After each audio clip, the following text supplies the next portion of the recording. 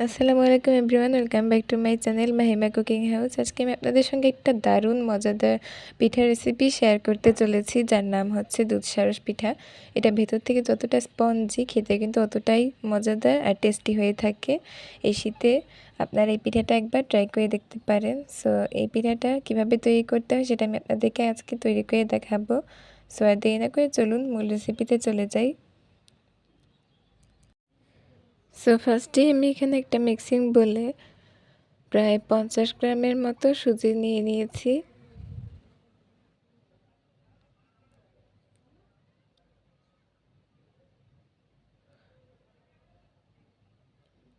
এখন এখানে চিনি দিয়ে দিচ্ছি পরিমাণ মতো, আর লবণ এখানে স্বাদ মতো দিয়ে নিয়েছি।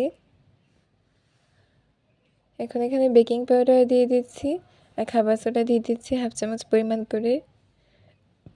এখন এই শুকনো ইনগ্রিডিয়েন্টসগুলোকে ভালোভাবে মিশিয়ে নিয়েছি। আর এখানে আমি টক দই দিয়ে দিচ্ছি 2 চামচ পরিমাণ, আর এখানে তরল দুধ দিয়ে দিচ্ছি পরিমাণ মতো। তারপরে একটু মিশিয়ে নিয়ে পানি দিয়ে দিচ্ছি। পানি দিয়ে এখন এই ব্যাটারটা তৈরি করতে হবে। আর ব্যাটারটা কিন্তু ভালোভাবে তৈরি করতে হবে আর দেখতে হবে যে এটা যেন অতিরিক্ত পাতলা না হয়ে যায়।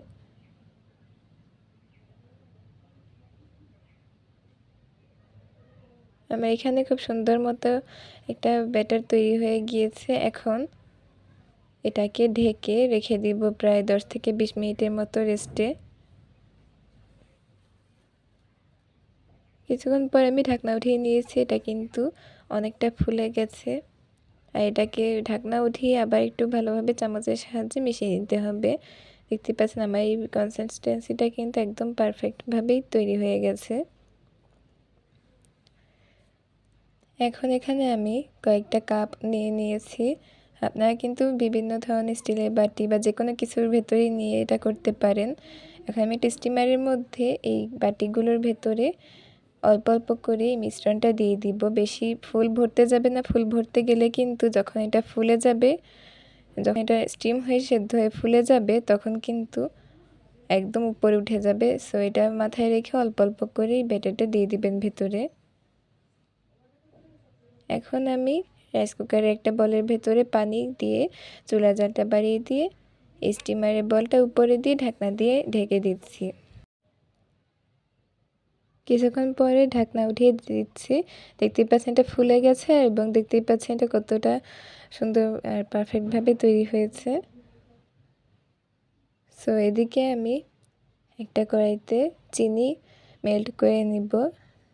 এটা হচ্ছে গিয়ে যে উপরে ক্যারামেলটা দিব, যে দুধটা তৈরি করতে হবে সেই দুধটাকে আমি তৈরি করে নিব। এখন এখানে সামান্য পরিমাণ পানি দিয়ে চিনিটাকে ভালোভাবে মেল্ট করে নিব। চিনিটা কিন্তু আমার এদিকে ভালোভাবে মেল্ট করা হয়ে গিয়েছে। এইদিকে কিন্তু আমার এই পিঠাটাও তৈরি হয়ে গেছে। চিনি কালারটা যখন মেল্ট করতে করতে চেঞ্জ হয়ে যাবে, অর্থাৎ লাল কালার হয়ে যাবে, দেখতেই পাচ্ছেন ক্যারামেলের কালারটা কিন্তু এখানে চলে এসেছে, তখন আমি এখানে হালকা কুসুম গরম দুধ দিয়ে দিব। দুধটা কিন্তু আমার ফ্রিজে ছিল, এর জন্য একটু এভাবে আস্ত অংশগুলো দেখা যাচ্ছে, সমস্যা নেই, এটা একটু পরেই মেল্ট হয়ে যাবে। আর এই যে দুধটা দিয়ে দেওয়ার পরে দেখবেন এই চিনির ক্যারামেলটা একদম শক্ত হয়ে যাবে, দলা পেকে যাবে। এতে কিন্তু ভয় পেয়ে যাওয়ার কিছু না, অনেকে ভয় পেয়ে যান। এটা আস্তে আস্তে নাড়াচাড়া করতে করতে এমনিতেই মেল্ট হয়ে যাবে। আর এদিকে আমি আমার এই পিঠার এই কাপগুলো উঠিয়ে নিচ্ছি। দেখতে পাচ্ছি সাইড দিয়ে হালকা একটু চাকু দিয়ে টাচ করলেই কিন্তু উঠে যাচ্ছে। একে একে আমি সবগুলো পিঠা কাপ আউট করে নিয়েছি। আর হাতে নিলে দেখতে পাচ্ছেন বাউন্সিং বলের মতো কিভাবে হচ্ছে, মানে এটা একদম পারফেক্টভাবে তৈরি হয়েছে।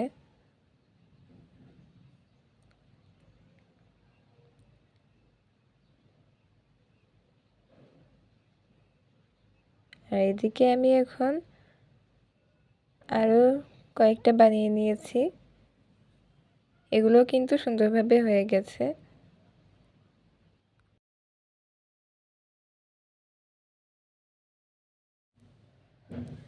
এদিকে আমি যে পিঠাগুলো পরে আবার দিয়েছিলাম সেগুলোকে কাপ আউট করে নিচ্ছি।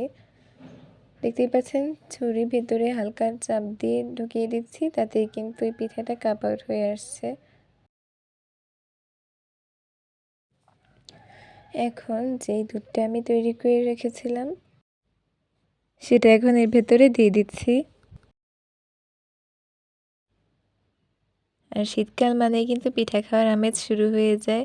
সো আমি আপনাদের সঙ্গে অনেক সুন্দর সুন্দর পিঠা রেসিপি সামনে শেয়ার করতে চলেছি। এর জন্য আপনারা আমার চ্যানেলের সাথেই থাকবেন, চ্যানেলটা সাবস্ক্রাইব করে।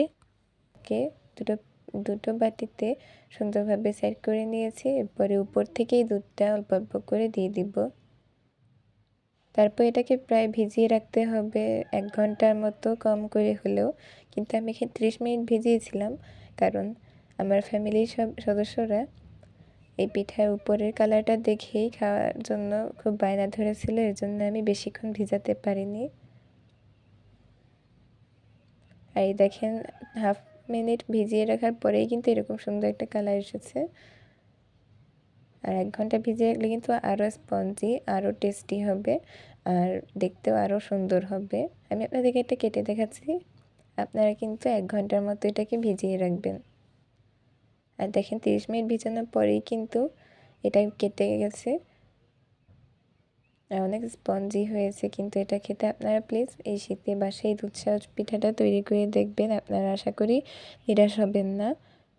আর ফুল ভিডিও এতক্ষণ পর্যন্ত দেখার জন্য আপনাদেরকে অনেক অনেক থ্যাঙ্কস। আর যারা আমার চ্যানেলটি এখনও সাবস্ক্রাইব করেননি, সাবস্ক্রাইব না করে দেখছেন, তারা অবশ্যই চ্যানেলটি সাবস্ক্রাইব করে দিবেন